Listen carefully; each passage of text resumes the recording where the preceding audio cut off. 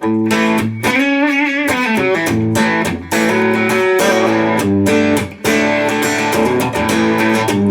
it's Mark the Guitar Guy here, and today I'm going to be showing you some crazy stuff to do with guitar soloing. If you are new to guitar soloing, even if you're not, I'm going to show you some cool as ways to sound like a pro instead of sounding like a guy that is just playing scales. So stick around, we're going to get crazy.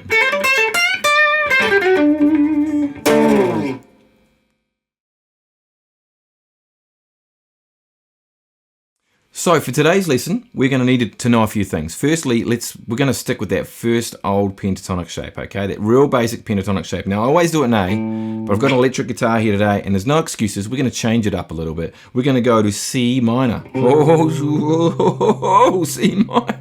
Yeah, that's right. C is on the what fret, ladies and gentlemen? 8th fret. That's right. There's my 8th fret. So our scale shape. Okay, I'll do it slower for you. I forget that just some people are Australian. That's a little Kiwi joke. We always say things like that about Australians. For the 2 Australians out there that are actually watching this. So what we're going to be doing is we're going to be showing you a way how to get into scale shapes and out of scale, this particular scale shape, and make it sound professional. So what happens when we learn a scale shape? We all do the same thing, right? We all start at we all come to the scale shape position. We go and we make our little guitar solo, right? And we go, it doesn't really sound professional. For some reason, it doesn't sound like super cool. But what we're going to do today is we're going to figure out how to make this cool by using a thing called a slide. And the slide is this. That is a slide. We're going to slide into the scale and we're going to slide out of the scale, and it's going to make it sound super cool. I did do a little bit of this recently, but now I'm taking it to the next level because I'm kind of redefining and figuring out with the different students that I've got online. By the way, I teach guitar online. I've got Skype students all around the world, and that makes me sound quite international. And we have figured out ways between us on making our soloing a lot cooler. Because in the past, I'd just go, here's the scale shape, good luck. And I'd wonder why people kind of still didn't really sound like they were playing guitar solos, and they kind of sounded like they were playing notes like I was doing there. And so what I figured out recently is by sliding into the scale like this. So here we're in C, right? So I'm doing.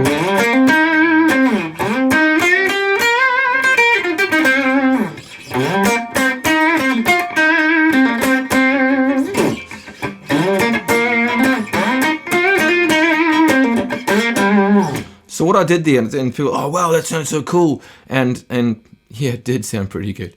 Now it was the thing that made it sound super cool was the sliding into it. So what I did was I knew that I've got like my home bass, and my home bass here is the 8th fret, and that's the scale shape.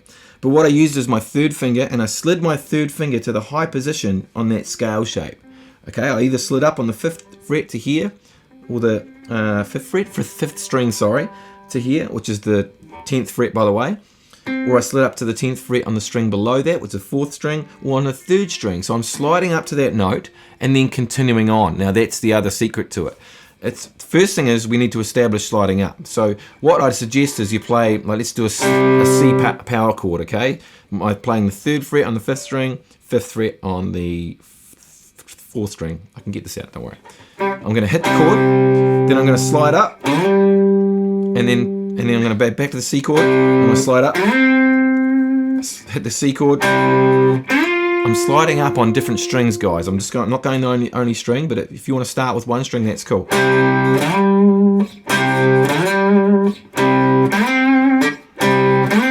Now it sounds a bit silly like this so far, right? Doesn't seem to make a lot of sense. But what we're getting used to is knowing our C chords here, and we can kind of visualize this little pentatonic scale shape that's sitting on there. I can actually see it because I've played it so many times. I can kind of see it here, and I'm sliding up to that note with my 3rd finger, and then I'm in position to carry on and play something else.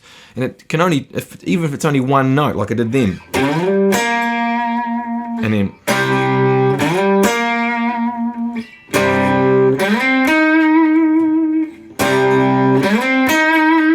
I'm going to the next string now.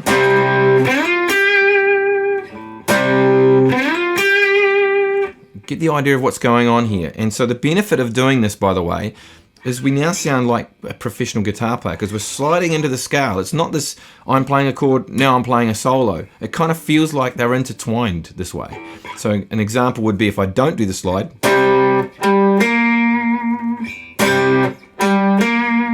Sounds kind of, that could be cool too if that's what you're going for, but it sounds like there's a big distance between the solo part of it and the chord part of it. And also the phrase sounds cooler, meaning it sounds cool when I slide into it and then play another note. So don't get caught up on sliding and then playing slide and get straight off that note and it'll sound super cool. Doesn't matter how many notes, just get off that string. Or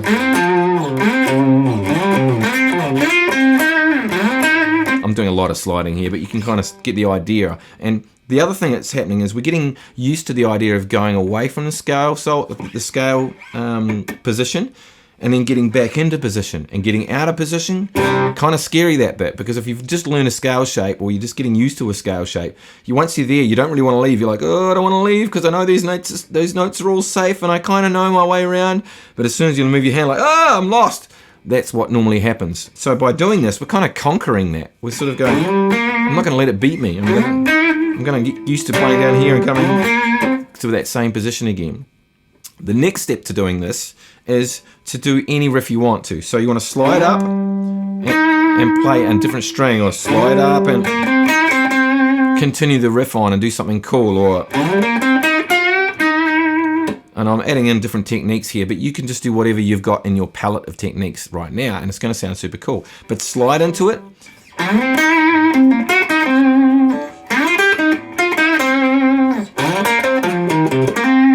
It doesn't have to be as tricky as that or as flashy as that. It can be more tricky and flashy than that. It's up to you. It doesn't really matter. Sliding is what I'm worrying about here, guys. So kind of thinking about that. Now, the other thing is we can slide out of it. So we can slide off the note that we played last and in it's kind of like a fall off. So we're going like, see, I slid back off and then I have to slide back up again. Sliding off, slide back up. Slide off, slide up again. Really cool, isn't it? Like, that's a much cooler way of doing something. You don't have to do this all the time. As you're getting better, you don't need to rely solely on doing that every single time to kind of make you sound professional. But it's a cool way to get there early. So if you're just learning a scale and that's where you're at, it's a really cool way to make you sound so much more professional. And I would say that when you integrate this into your playing, and if you haven't been doing it, it's probably going to make you sound twice as good. It's a big claim, but every single person I've done this with, and it's probably been maybe half a dozen people now already, every single one of them has just looked at me like I've given them $1 million. They're just like, wow, that's so cool. And they can hear it. You can see the smile come on their face. They're glowing and they just don't want to stop playing because all of a sudden I've just gone up a massive amount in the way they sound because they can hear it. I sound like a guitar player. And it's exactly what I'm trying to do for you guys. This is what I'm all about. I love doing this for people. I'm all about awesomizing.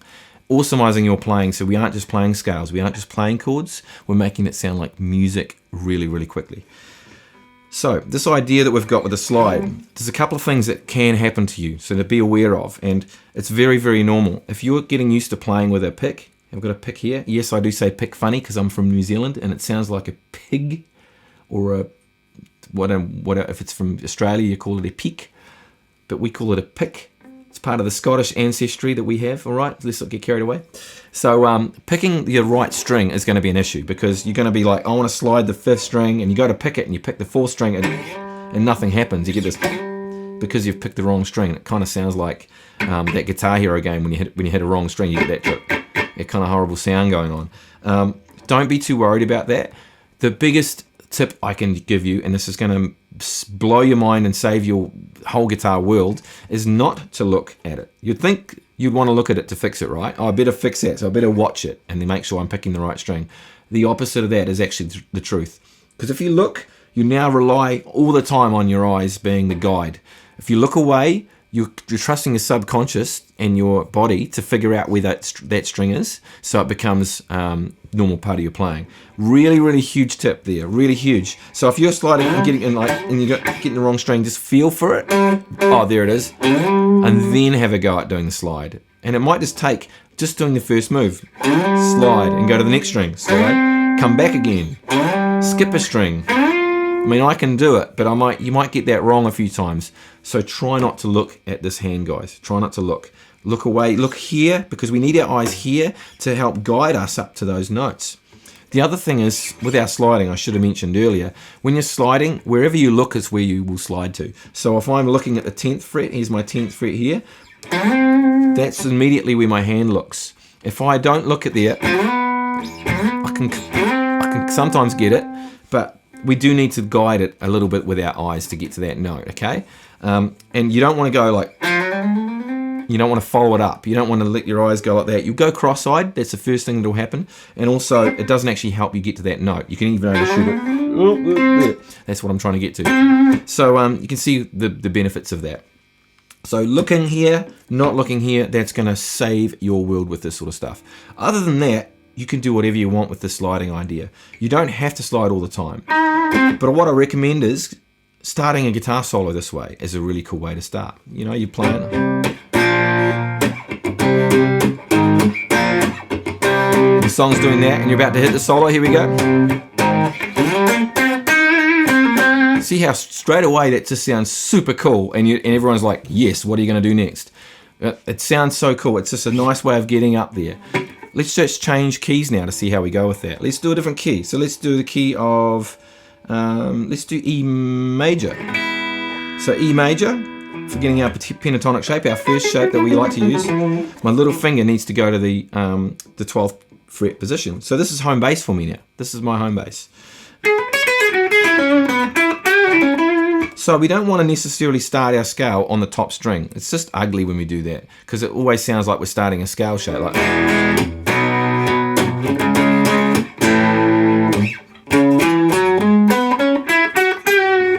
and straight away it sounds like a scale, doesn't it? So, but if we're going and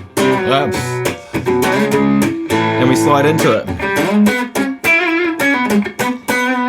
or whatever you want to do it, and sliding around in the middle there is kind of cool. We can slide it up at the bottom. So I'm going to slide up to these things, and I've got to use my eyes to make sure I know where my fingers are going to go, and I can kind of see the pattern in my brain. Oh, here it is. Pretty cool, yeah? And by the way, nice guitar, yeah? This is a Yamaha, and this was actually not mine. I've got it on permanent loan. And this guitar here is super, super cool. It's from 1974, I believe, because I looked up the serial number, and I think it's just a work of art, an absolute work of art. And it kind of sounds cool. Makes me want to play kind of bluesy and old school. But so anyway, you get the idea with that sliding in idea, sliding out idea. I've gone on over and over this. You've probably already switched to another video by now because you're going like, yeah, I'm over it. But hopefully you're getting a cool response from these guitar solo ideas. What I recommend is you go and find backing tracks for guitar playing. There's some amazing ones. My favorite ones are, I can't even think of the name right now, but they'll be in the description below. I think My Darn Backing Tracks is one of them, and the other one is, I can't remember, but it's in there. I use them all the time. Atmosphere, no, what is it? It'll come to me, it'll come to me. But anyway, they're amazing backing tracks, real fun. You can pick in whatever you want. It tells you the keys. Some of them even tell you the scales to use. Some of them tell you the chords that are being used and how the chords are coming up. So there's so many ways you can use the backing tracks. It's like having your own band in your own room, so it's pretty cool. And it improves your playing, improves your soloing so much, because it's better than just sitting here playing by yourself. There's nothing really to play against, but having some chords to play against is going to improve your playing. Hope this has been helpful. If you wanted some one-on-one guitar tuition, go to my Facebook page, Mark the Guitar Guy. All the stuff's below. Click on the Book Now button. You'll see what times are available. Click on one of those times and the email will be sent and we'll be booked and ready to go. All you need is Skype and we can do it. You can meet me, we'll have a bit of a chat. I can meet you, get to know where you're at and help you in your playing. If not, like and subscribe, all the other stuff we've got going, and there's always stuff going on the channels. So hopefully I will see you guys next. Let me know in the comments whether you like this, all that cool stuff. Cannot wait to see you again soon. Mark the Guitar Guy signing off.